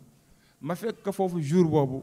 mi ngi sol benn jàlla bi bu xaw a dóomu taal ma jox ko devoir yi mu xool de très bonne note ba si yaa commencé di xotti par benn di xotti billaahi yàlla xam na ko muy xotti man ma tiit ba si yàgg nag tiitatuma ma ni peut-être waa ëhlu bureaucratie ñoo amul chance ma ni xëy na waa ëhlu bureaucratie ñoo amul chance ba ci yàgg ma yëg ni lam ma yàgg wax muy mission ba mu war a dox en 2022 moom moo jël son envol te ce sont ses propres termes wax na ko ci benn gàmm ni il n'était pas destiné à être un bureaucrate mais plutôt à un destin de missionnaire. Et Seydi Mouhamed El Cheikh, comme vous le savez,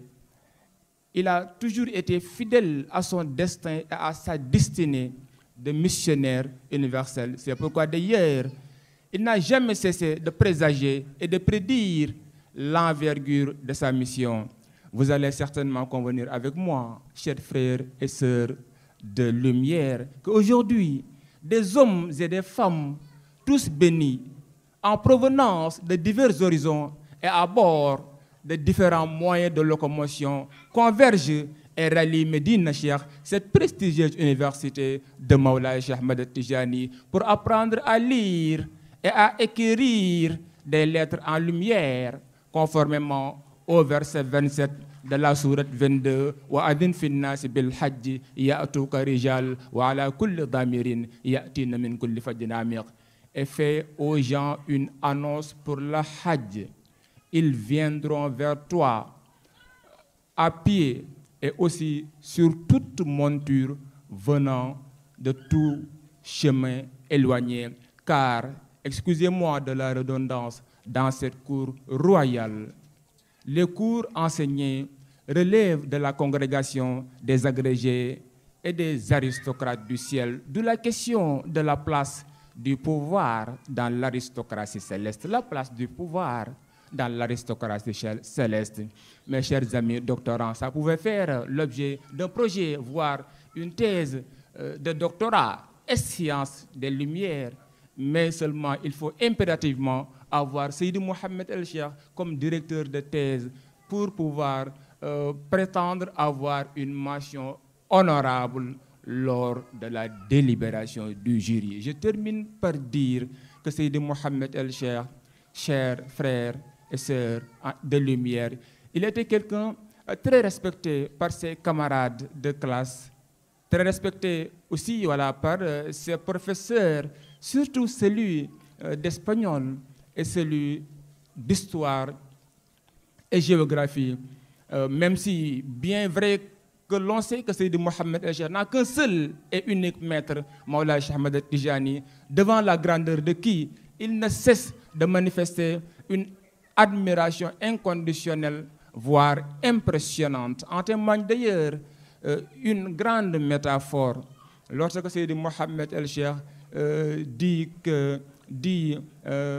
quand je pense à Mawlaay Cheikh Ahmed Tijani, lorsque je pense, comment il le dit encore, quand je pense à vous, c'est comme si j'étais dans un avion qui survole le paradis pour décorer le décor. Cuando pienso en ti, es como si estuviera en un avión sobrevolando el paraíso. When I think of you, it's like I'm on a plane flying over paradise. عندما أفكر فيك يبدو الأمر وكأنني على متن طائرة تحلق فوق الجنة.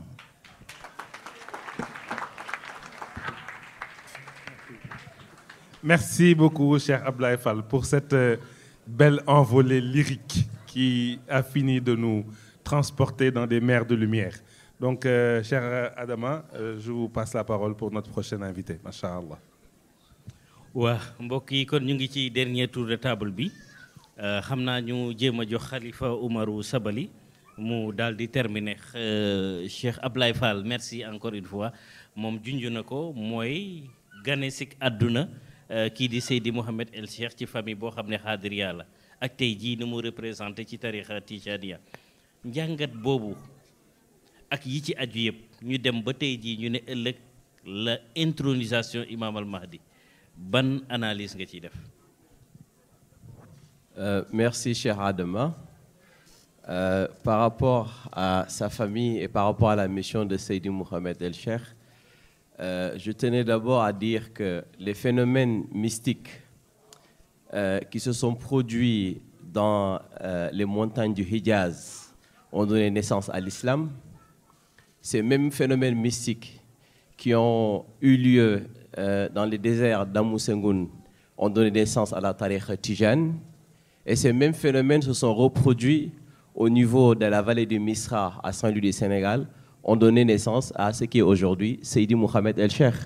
Donc c'est une évidence que la continuité de la mission prophétique, de la continuité de la mission de la tariqa Tijane est en fait son couronnement et l'avènement de Seydi Mouhamed El Cheikh en un mot. Par rapport à sa famille Shahada proche, je vais juste raconter une anecdote que la maman de Sangebi, Sohna Binta, nous avait raconté la Sainte un jour,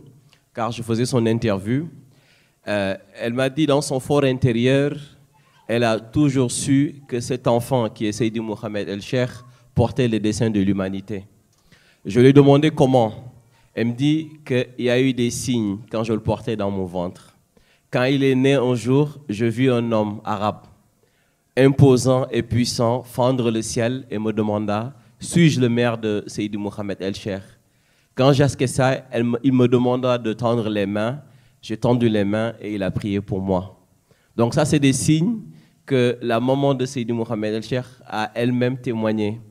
Un autre jour aussi, je lui ai posé la question par rapport à comment elle a vécu elle-même, voir son enfant qui était si brillant à l'école, se lever un jour et dire que je vais arrêter d'aller à l'école car j'ai une mission qu'on m'a confiée. Je pense que la plupart des gens ici, nous sommes des parents. Si notre fils de 12 ans ou bien de 14 ans vient nous dire « nous arrêtons l'école parce que nous avons une mission universelle », je pense que nous serons pris de panique.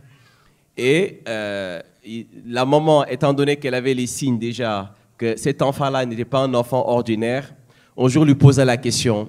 mais mes chers, et ton avenir? Maulana Seydi Mouhamed El Cheikh dit, au moment où j'allais répondre, mon vrai père, vous m'excusez du terme, mon père spirituel, le pôle secoureur, Maulana Ahmed Tijani Sherif, me dit, c'est moi qui vais répondre à ta place. Dis à ta mère que ton avenir est assuré. Et tout individu, toute personne de cet univers, quand il voudra un avenir radieux, viendra vers toi.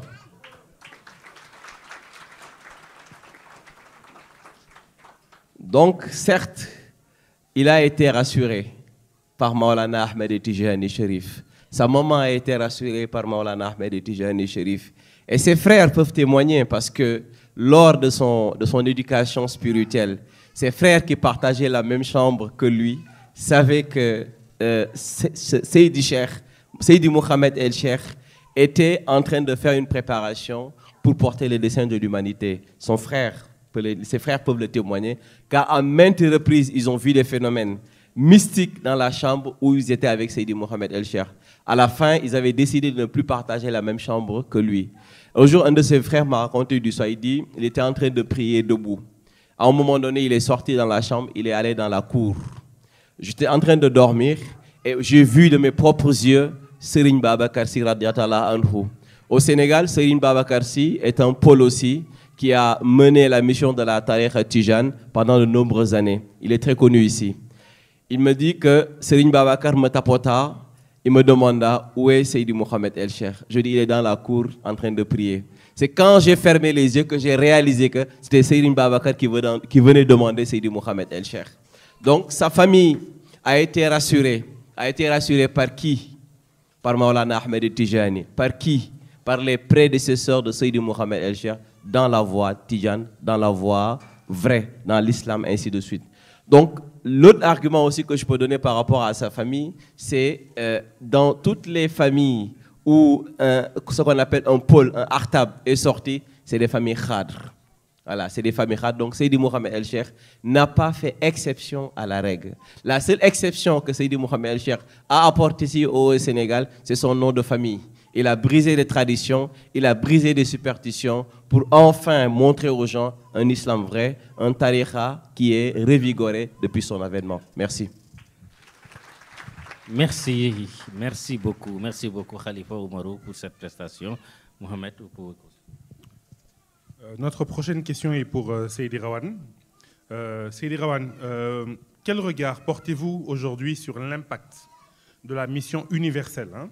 de Seydi Mohamed El Cheikh dans la diaspora? Donc vous qui y vivez, comment est-ce que vous ressentez aujourd'hui cette mission universelle et quel regard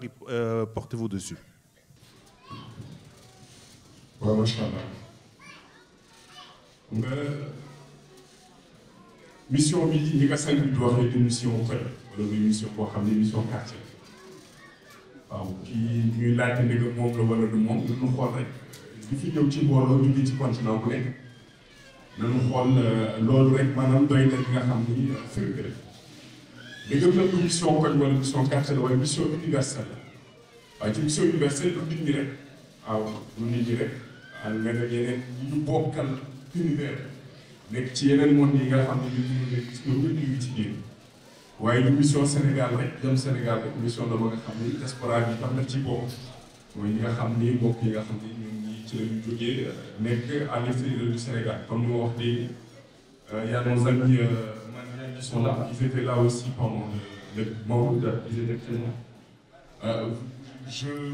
rappelle juste que la frontière du Mali est fermée. Moi, frontière de tout le Sénégal ak Mali à cause des comment ça s'appelle des sanctions, restrictions de la CEDEAO. Malgré ça, ils ont fait un détour de je ne sais pas combien de kilomètres pour venir être présents ici. Et il y a d'autres aussi nationalités qui sont là. Donc, pour parler de la diaspora, je pense que toute la diaspora est présente. Ñu mën ñu ñëpp et diaspora bi itam maanaam am na li nga xam ne maanaam mën nañu teg seen loxo xam nga y a ce qu'on appelle les enseignements du Mahdi. Les enseignements du Mahdi Mahdi teaching dañ koy wax ci anglais ak yeneen yi am na sax en italien ak bientôt en arabe nekk na li nga xam ni ñun bu ñu xoolee fii ay mën na ni Sénégalais yi ñoo ko bay mais enseignement du Mahdi da nga fay fekk naar da nga fay fekk ñi nga xam ne ay arabe lañ fekk fa ñi nga xam ni continent africain lañ dëkk fekk fa ñi nga xam ne yeneen continent yi lañ dëkk asiatique ak yooyu noonu ñu ci am ay discussion yoo xam ne yu am solo la waaw critique nag moom mooy li nga xam ne moom moo di gën a yomb ci àdduna bi waaye ruux yi nga xam ne maanaam xiif nañu lumière bu ñu déggee kàddu rek dina xam ne loolu dafa am benn mbokk boo xam ne bi ngi ci jotaay bi sax toog daf ma toog fàttali mu envoyé ma benn message bi benn extrait maanaam veewu El Hadj Malick mi ngi wax aska salaatin wa taslimin ala qadrin min nurihi naylun maa ngi naan min anwaar may toog di jàngat loolu ba ci yàgg ma ni mais min nurihi naylun maa ngi naan min anwaar benn ko mel loolu sax moom parce que moom mooy source bi nga xam ne lumière bi nga xam ne képp ku am leer ci àdduna bi moom ci moom la waaw ma ni loolu noonu boo seetloo bindu mag yi nga koy liir dañuy liir ba ci yàgg di wax mais mag bi yonent bi leen di tàgg wala moo la chef la ñu tàgg wala sant bi leen di tàgg ak yooyu noonu li wane ne maanaam loolu dafa foor waaw loolu dafa foor ni li loolu yonent moom doon la yonent bi ba pare doon Mawlaay Cheikh Ahmed Tidiane te dañu yónnee itam yonent bi yónni Mawlaay Cheikh parce que dama dem fee ñëw fekk fa ay taalibi Mawlaay Cheikh yoo xam ñu ngi jógee Indonésie sër la ñuy woddoo comme suñu jigéen Sénégal yi ñu ngi woddoo ñoom sër la ñuy woddoo ñu ko mu ñëw nekk li nga xam ne du ma marqué la gis ni ñu toggee ni ñuy situé ak ni ñu soppee situé ak ni ñu fay déwén nga xool Indonésie ni mu sori waaw gis ko ni moo ko ñu xam ne sër la ñuy sol waaw sër la ñuy tàkk pour ñëw ci loolu la waaye mu doon sang bi itam li nga xam ne lu am solo la mooy man bu may wax bi ma gën a yéem ci moom mooy capacité bi nga xam ne am na ko moom pour ku ko jege fu nekk pour yàlla ba pare duñ ko jaar maanaam boo xoolee ku ne da ngay xool maanaam dëgg sang bi ñu lay wax maanaam mi nangu ci yow ak ngeen baal ma ci kàddu gi dëgg dëgg wala dëgg da ngay xool quelques années avant ngay xam sang bi xool sa bopp maintenant nga xool ñaata temps nga daan consacré sa bopp pour jaamu yàlla xool léegi ñaata temps ngay consacré pour jaamu yàlla léegi nag jaamu yàlla bu nangu ñun loolu mënuñu ko waaye daal nga def te dama dégg góor ñi di wax ne bu bëggee xam yàlla nan la toll yow ci yàlla da ngay xool yow yàlla nan la toll ci sa journée rek boo ko xoolee nga xam ne yàlla moom ñu leen di donc yonent bi ñu yónni ko wa maa arsalnaaka illaa rahmatan lil aalamiin mu doon pour univers yëpp mu doon pour mbindeef yëpp moo la Cheikh ñu yónni ko mu doon itam rahmatan lil aalamiin waaye sang bi itam ñëw rek doon itam moom tam rahmatan lil aalamiin wassalaamu aleykum. macha allah jërëjëf Seydi Rawane. Oui. Une toute dernière question, Cheikh Moussa Fall, avant de boucler la boucle. On se prépare pour demain, 29 janvier 2022, une date tant attendue. Le début de la mission de Imam Al-Mahdi. Nous en sommes tous convaincus. Quel regard portez-vous sur ce début de mission? Quel regard portez-vous sur le début de la mission? Il peut être porté un triple regard sur la mission universelle. D'abord, d'un point de vue géographique, quand on parle de l'universel, on l'oppose souvent au régional ou au local. D'un point de vue géographique, la mission universelle témoigne de la dimension cosmopolitique du missionnaire Seydi Mohamed El Cheikh. Parce qu'il n'est pas de continent où la lumière de la tariqa Tijane ne résonne pas en son nom. Cheikh Rawane, ici présent, est une voix mieux autorisée que moi pour en dire long. D'abord, du point de vue géographique. Il peut également être porté sur la mission universelle un regard politique. Pas politique au sens sombre du terme, au sens de compétition malsaine pour conquête pour l'exercice et la conservation du pouvoir, mais politique au sens noble et constructif du terme, au sens d'apporter une pierre à l'édifice du monde. Seydi Mohamed El Cheikh n'a cessé de montrer sa volonté d'apporter au monde une dose de sauvetage. Il faut également admettre en dernier lieu que c'est une mission mystique à forte coloration mystique parce qu'avant tout et après tout, Seydi Mohamed El Cheikh reste un guide spirituel. Les grandes orientations, la conception même de sa mission, lui sont dictées par le ciel. Donc je vois la mission universelle comme une mission qui transcende les frontières d'un espace géographique, une mission aussi qui se débarrasse du carcan étroit de la religion, parce que tendant à apporter au bien-être de l'humain quelque chose, mais aussi une mission qui est supportée et qui est supportée par le ciel. Je fais allusion à la dimension mystique de la mission universelle. Je vous remercie.